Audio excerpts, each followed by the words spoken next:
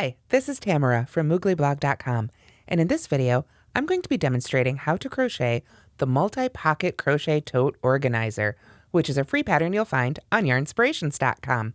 This pattern is pretty easy to make, and the finished size is about 10.5 inches wide and 8 and about 1/3 of an inch tall, excluding these little hanging straps.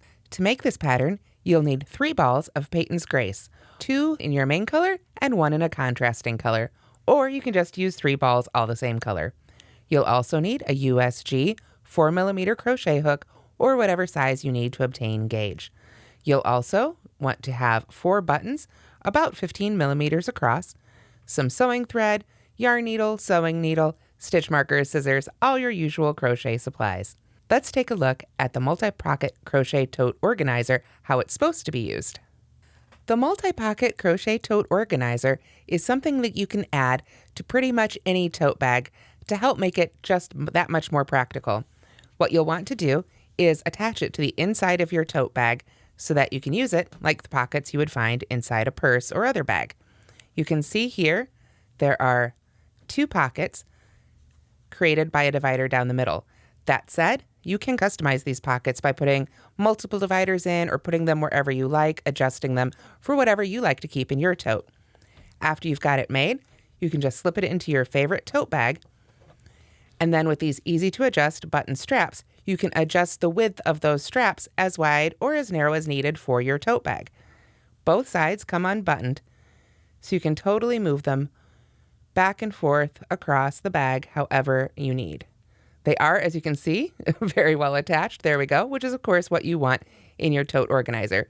So you can move these to wherever you need them to be, and then when you've got it all set and centered, just wrap it right around the strap of your tote, button it right back into the organizer on both sides, and then inside your tote bag, once it gets all nicely hung in there, you can see you've got a great organizer with a couple of pockets to help you find everything in your tote instead of everything just falling straight to the bottom.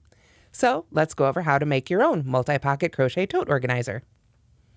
Okay, as you can see, the multi-pocket crochet tote organizer is actually made in 3 pieces. There's the organizer and then there's the 2 straps, all of which are made with pretty simple stitches. To make the organizer, which is the part you usually make first, you will start at this side and it's just a row of foundation double crochet, or you can work your row of double crochet into a chain, however you like to begin. Then we have several rows of plain double crochet. Then we work a row in the back loop only, which helps create this great line we'll be talking about here in a little bit. And then a couple more rows, and then we add our stripes. But again, this is all just rows of double crochet. Then you get up to the top, and with a little bit of finishing and seaming, and of course adding the divider for your pockets, 1 or 2, or however many you like, depending on what you like to store in your tote bag, then that part's all done. A couple simple rows here, really just 1 row worked in the round, and then a couple of buttons, and that's all there is to the straps. So let's go over the different stitches used in this organizer.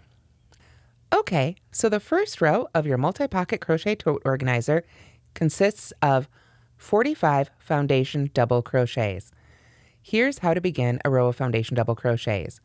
We're going to start with a chain of 2.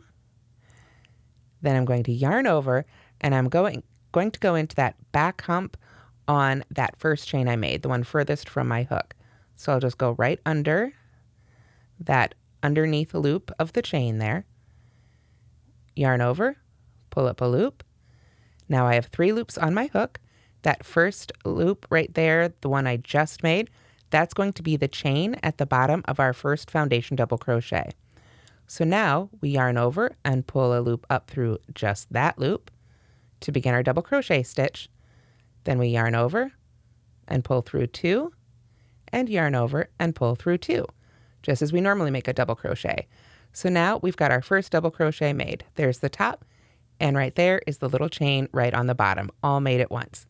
To make the subsequent foundation double crochets, you'll want to yarn over, go under the 2 loops there at the bottom of the previous one, the ones that acted as the chain, yarn over, pull that loop through, and now we've made the chain at the bottom of our second foundation double crochet.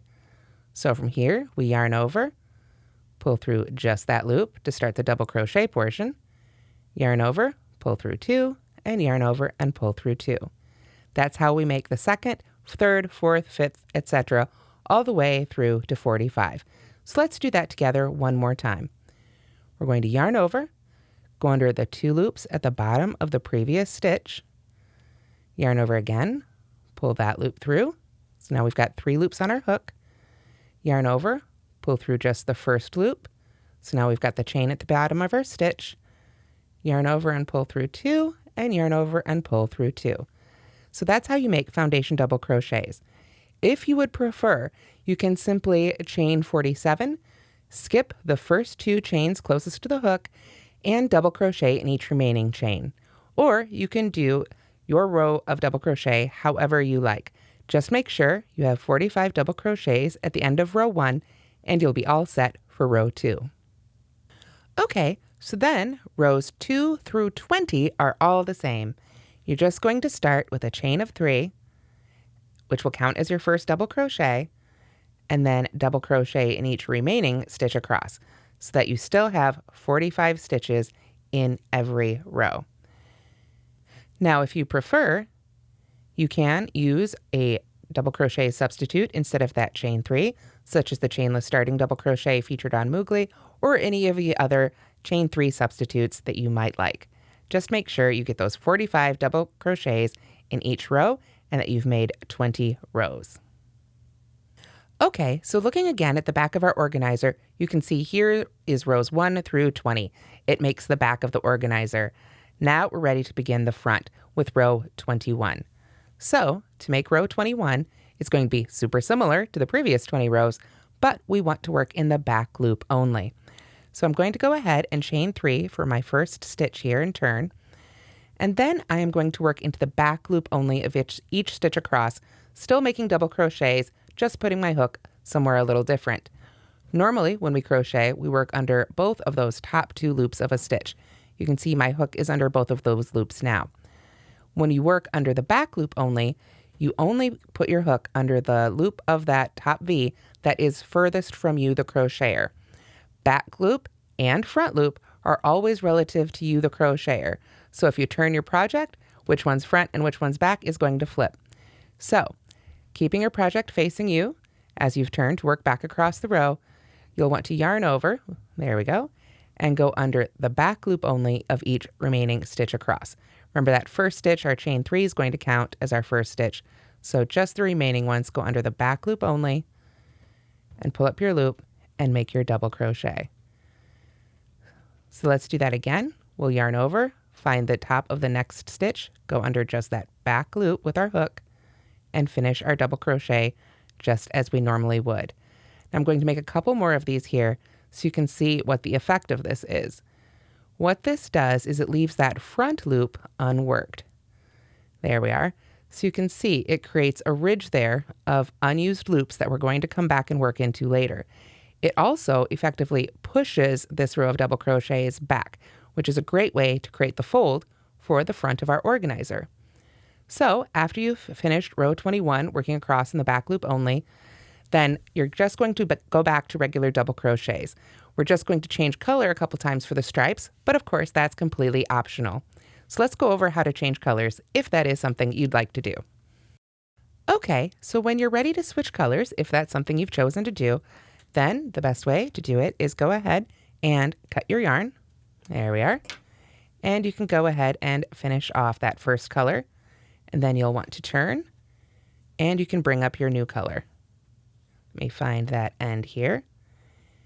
And then we're just going to go ahead and join to that very first stitch, just like so. Basically, put your hook in there, grab your new color, pull it through. You can make one little slip stitch there and give that a tug if you like to pull it down really nice and tight. And then go ahead and begin your row as you normally would.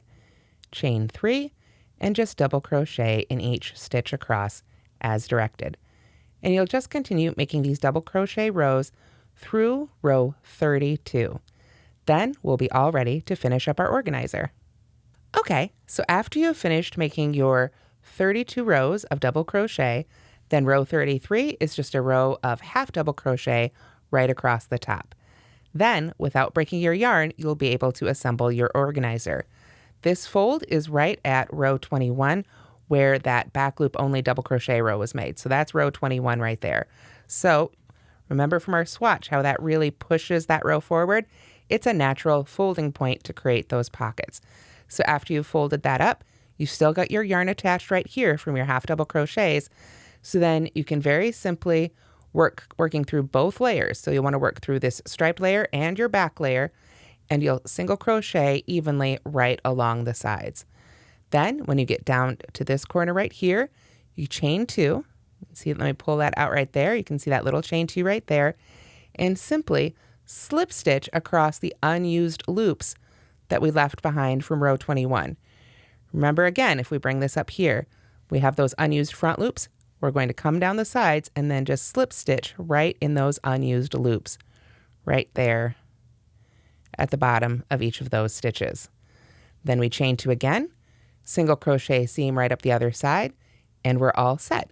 If you'd like to, you can continue adding some edging along here, but that part is completely optional. Then all you need to do is add the divider and create your button loops. To add the divider, it is simply a backstitch or surface crochet line. So let me go ahead, and I'm actually going to work a couple of those stitches on here in a contrasting color so you can see how that is done. Basically, wherever you want those pocket dividers to be, go ahead and insert your hook, and I like to start right here at the bottom. Pull up the color you want to make your divider with. Again, I probably wouldn't use green on this one, but it should show it a little bit easier here. I want to find my working strand. There we go. And then you're simply going to work your way as straight up those rows as you can. So find the next place wherever is in that line you want your hook to go. Grab that working yarn from underneath. It's always the tricky part. Make sure you've got the right one. There we are. And pull that loop up on through. There we go. The first few are always a little fiddly. Just take your time with it. Then head straight up some more wherever you want to go in for that next stitch. Stick it all the way through. You can see I'm going through both layers here. And then yarn over and pull that loop up on through to the front. And you're just going to continue that all the way up to the top of the pockets, again, in however many lines you like. If you don't like doing surface crochet like this, you can instead just use a yarn needle and sew those pockets down. However works for you is totally fine. Then we're ready for the button loops. Okay, so here are our button loops. And as I said, these have 15mm buttons. If you use a different yarn to make this, you may need to use different size buttons to fit in between those double crochet stitches of row 1. So again, be sure to make sure that your buttons are the right size for your yarn and that they fit nicely through your double crochet stitches, or rather between the posts of those stitches. So let's go ahead and make one of these together. We're going to start with a row of foundation half double crochets. Now, I'm going to show you how to do that here in a moment, but again, if you prefer to avoid the foundation stitch, you can work just a regular chain and half double crochet into it. You would chain 24, skip the chain closest to the hook, and work 23 half double crochets, 1 in each remaining chain. Again, as long as you've got 23 half double crochets at the end of this part here, then you'll be all set to continue. So here's how I like to make them with the foundation half double crochet. I've started with the slip knot on my hook, and from here I'm going to, again, chain 2. Looks a lot like the foundation double crochet so far. Now I'm going to yarn over, go into the furthest chain from my hook, again, right under that back loop, yarn over and pull up that loop. Again, 3 loops on my hook, and that very first one there, the one I've just made, will count as the bottom of the chain, or at the bottom of this first stitch. I'm going to yarn over and pull through just that stitch to start my stitch. Again, I've got 3 loops on my hook, but now instead of working them off in pairs, I'll just yarn over and pull through all 3, like we normally would for a half double crochet. So that's the first one. To make the remainders, it's the same technique we used for the foundation double crochet. We yarn over, go under those 2 loops at the bottom of the previous stitch, yarn over, pull up our loop, yarn over, pull through the first one. Now we've got our chain, and now we can simply yarn over and pull through all 3 to finish our half double crochet. So again, keep on working until you have 23 half double crochets made. So after you've got your 23 half double crochets made, as you can see here on the bottom of our first strap, we're just going to continue working on a round. So we're going to be working now into the bottom of those stitches. So what we want to do is go ahead and go into the bottom of that last one, just as we have been doing for our foundation half double crochets all along. But now we're not going to pull through once. We're just going to pull up our loop and then yarn over and finish our half double crochet like a normal half double crochet stitch. So there's the first one, and then we're going to do that right back into the bottom of that stitch again. So 2 half double crochets worked into the bottom of the last stitch. Then we're just going to half double crochet in the bottom of each remaining stitch across until we get to that very last one. So this is where, again, I really like having worked those foundation stitches, because when you crochet across the bottom of foundation stitches, you have a really lovely V there, nice and looking like basically like a regular stitch for you to work into. But if you worked into a chain, that works fine too. You might be going under just 1 loop or 2 is totally fine. Just continue to half double crochet across the bottoms of those previous stitches. And then we've got the last one right here. Of course, you've got more than me. I've just got a little swatch here. But when you get to that last one, go ahead and work 1 and then a second half double crochet in the bottom of that first stitch. Then all we need to do is join to the top of that first half double crochet we made with a slip stitch. Take your time here, get under those top 2 loops, yarn over, pull through, and you can finish it off and sew on your buttons. A quick note on sewing on those buttons. Of course, you'll want to make sure they're sewn on really tightly using your sewing needle and sewing thread. And if you didn't know, you can get Coats thread right here on Yarnspirations.com.